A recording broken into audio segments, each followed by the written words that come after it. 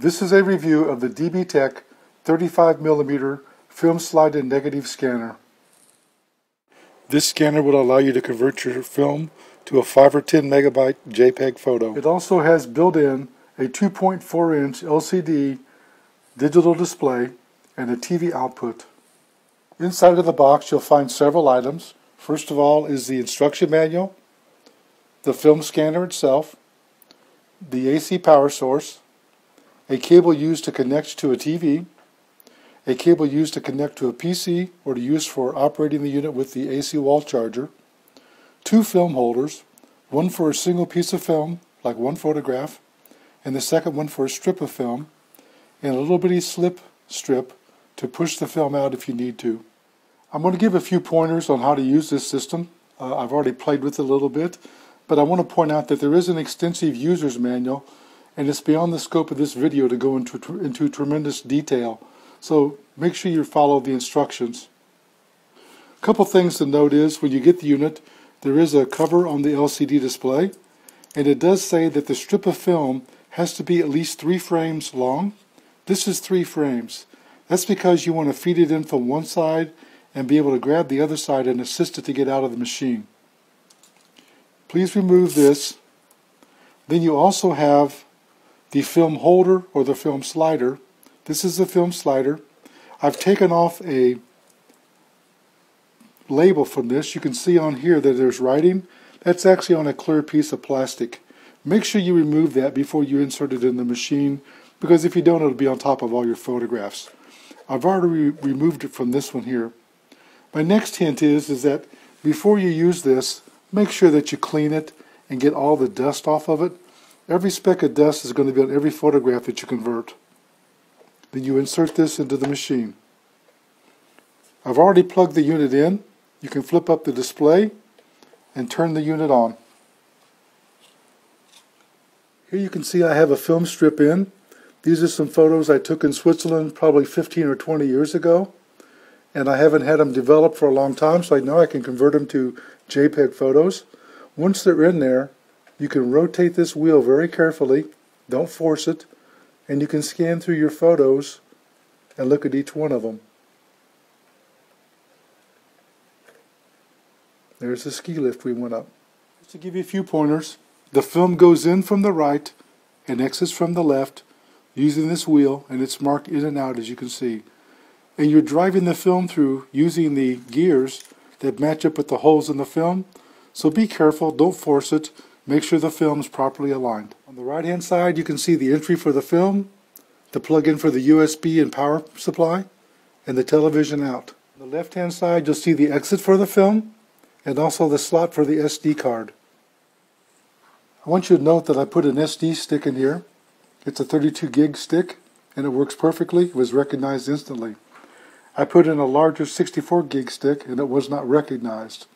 This is because sticks over 32 gigabytes are formatted with what's called exFAT, and some devices cannot read exFAT. They will only read what's called FAT32, and FAT32 is limited to 32 gigabytes as a maximum memory size.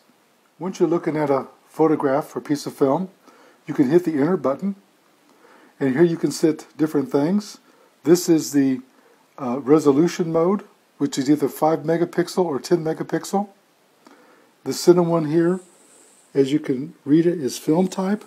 Film type is either color negative, a slide, or a black and white negative. And EV sets the exposure value, which in essence adjusts the brightness of the picture. So here if I would scoot over to the EV, hit enter, now you can see I can adjust up and down the exposure to set it where I want. Hit enter, and the picture comes up with a new exposure, so that I've adjusted the brightness. While looking at photographs, you can also touch the mirror mode, which will flip the image like a mirror. In addition to this, you can rotate the image and flip it. See, it's upside down here. So if you put your film in backwards, or you put your film in upside down, you could adjust it with these switches. If you want to capture an image, you push scan, you press enter, and see it's captured it.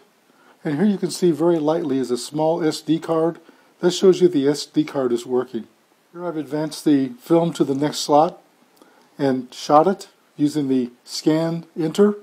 And you can see I've taken 2 pictures and I have room for 9,999 more photographs. I really like this product. It's fast and easy to use. It will also attach to your computer. And once it's attached to your computer, you can load the images to your computer. It will see this as another hard drive. Just transfer the files to another hard drive if you wanted, or edit them on your computer. What I like about this is you can sit in a chair with your film, plug this in, and rotate, copy, and make JPEGs out of the film, and not even use a personal computer, and store them directly onto a memory stick. I also love the fact that it has a full color LCD display, so you can see your photographs, and the device is both Mac and PC compatible. It requires no computer software to operate. Here you can see I'm using 35mm film, but this thing is also compatible with slides and black and white film. Just be sure to pick the right film type when you start, as I showed before. By going to the enter mode, you can do that. Enter mode. Here you're on film types, and then you can see the film types on the bottom. Here you can see I'm on negatives film for color, black and white, and slides. You just scan through till you get the one you want. Like I want negatives, and then I hit enter. Just a comment I've mentioned before, because you're converting film to digital pictures, make sure that your holder is clean and make sure your film is clean. You may have to lightly wipe it off or dust it. Be careful not to scratch it, but any specks of dust or dirt on either item will show up on your photograph. I've been taking photographs all my life, and I have a lot of photographs that are in this format now, where I've given away the originals to people, and now I can put them on the computer and to convert them to JPEGs. This is a very nice product. I rate it as 5 stars. This review was done by JJ CEO. I recommend this product as a good buy. I'd like you to know I received a sample for test and evaluation, and I promise to give a fair and honest review.